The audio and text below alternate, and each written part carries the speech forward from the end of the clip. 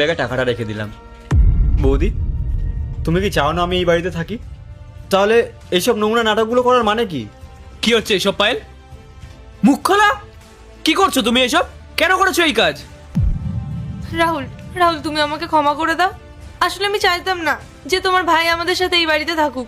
ওইখানে থাকলে আমরা নিজেদের মধ্যে সময় এরপর কি হলো সেইটা দেখার আগে এই দুইটা ছবির ভিতর থেকে যে কোনো একটা ছবিকে ভালোবেসে থাকলে ভিডিওতে লাইক করে চ্যানেলটি সাবস্ক্রাইব করে দাও। আর যদি না করো তাহলে আমি বুঝবো তোমরা ছবি দুইটাকে ভালোবাসো না। আর কমেন্টে লিখে দাও আমি করতে পারতাম না। তার উপর ও একটা বাড়তি বোঝা, ওর জন্য আমরা সেভিংসও করতে পারি না। তাই আমি ভেবেছিলাম যে ওকে চুরির বদনাম দিয়ে বাড়ি থেকে বের করে দেবো। পায়েল, তুমি এই জঘন্য কাজটা কি করে করতে পারলে? একটু বিবেকে বাঁধলো না তোমার?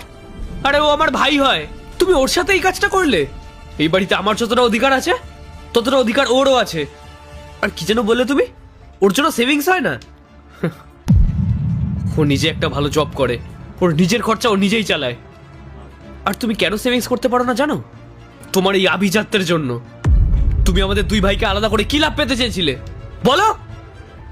রাহুল, তোমার ভাই যদি সত্যিই জব করে তাহলে প্রত্যেক মাসে তোমার কাছ থেকে টাকা